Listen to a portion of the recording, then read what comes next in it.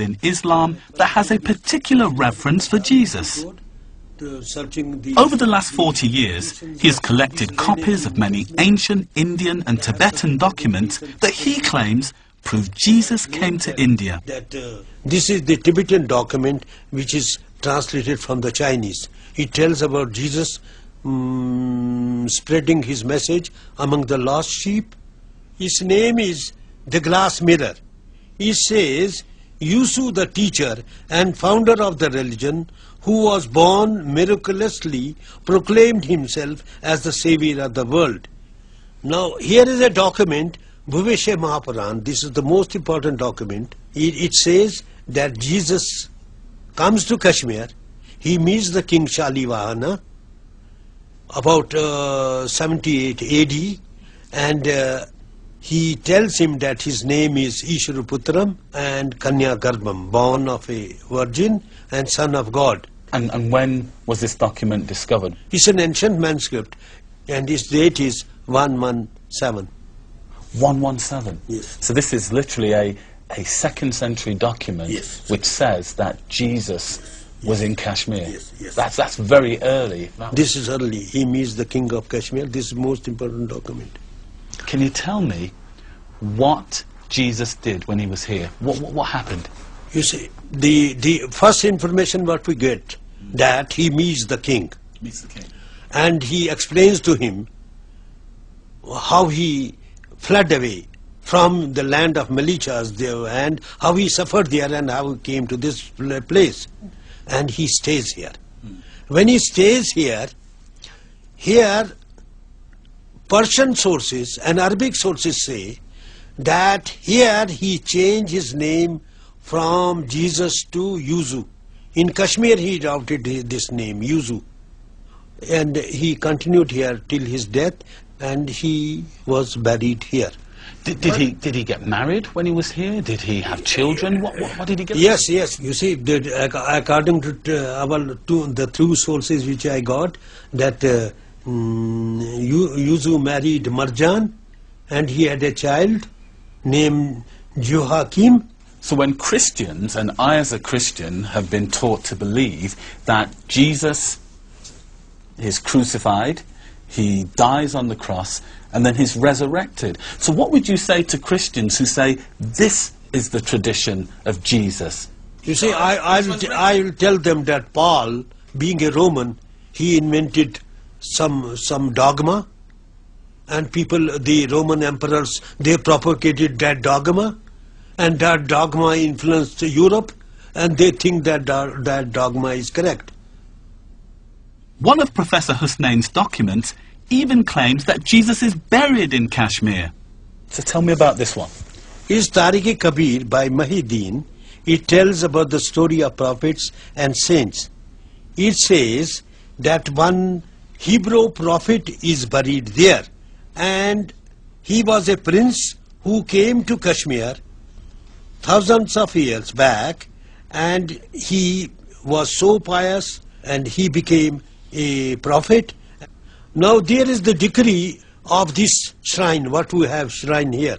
Now the Chief Justice of Kashmir, he gives a decree.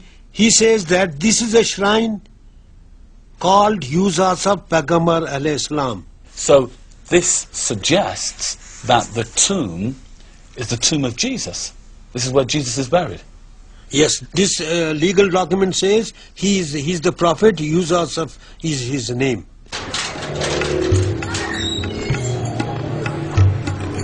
According to Professor Hussain, Jesus is actually buried in a small shrine in the center of Srinagar. It is located in a very religiously sensitive part of the city. Professor Hussain is no longer able to visit the tomb because his beliefs about Jesus contradict mainstream Islamic teaching, and he has received several death threats. Could you tell me who it is who's buried here? Because I've been told that it may be Jesus. ये तो यहाँ एक मुसलमानों की एक पैगंबरों में से एक पैगंबर है. This is one of the many Muslim prophets, but Jesus is not buried here. Because it is written in our holy book, the Muslim Quran, that Jesus has been taken up to heaven, to Allah. लेकिन कादियानी जो है मिर्जाई वो तो गलत रंग में इसका जवाब दे रहे So those people who say it is Jesus are giving incorrect information by saying that he's here. क्योंकि कोई मुसलमान No Muslim in the entire world would say that Jesus is buried here. हज़रत ईसा जूजिस मदफून. Many Western scholars also dispute Professor Hussain's claim that this is the tomb of Jesus, and in particular, the dating of his documents. Why was it, do you think, that Jesus came here to Kashmir? Why Kashmir? My point is, general impression in the West is that Jesus belongs to the West. They think he was a Westerner, maybe white man. But the fact is that Jesus belonged to the East. He was not born in the West. He was born in the East. He belongs to us. We have information about him in Persian, in Urdu, in Kashmiri, in Chinese, in Sanskrit, in Arabic language, in Tibetan also, in many languages. We have lot of information about him in our books or manuscripts and something. So naturally we have to search Jesus in the East. Here in Kashmir, we have uncovered an incredible story about the life of Jesus. One that not only fills in the missing years, but also roots him not just in the Middle East, but also here in India. It's a story which at first glance sounds unbelievable. Jesus in Kashmir. But it's told in so much detail, and it has so many documents to support it, some going back to the 2nd century, that it can't be dismissed out of hand. But above all, it tells us something that we in Western Christianity often forget. That the real Jesus is a man of the East, and that he belongs as much to Asia as he does to Europe.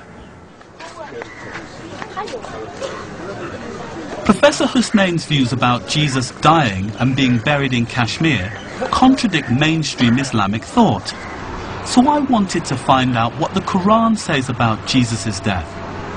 The Egyptian capital, Cairo, is home to the world's oldest Islamic theological university, Al-Azhar. Its rector is Dr. Ahmed El-Tayyib. In the Christian Bible, the New Testament, we're told that Jesus was crucified, died, and then was resurrected from the dead. What does the Quran tell us happened to Jesus at the end of his life? We believe, according to the Quran, that Jesus was not crucified, rather that another man was made to look like him. God made a man resemble him so that the Jews thought he was Jesus, and he was crucified in Jesus' place. Jesus was raised by God to heaven at that time. He was not crucified, but someone who looked like him was crucified.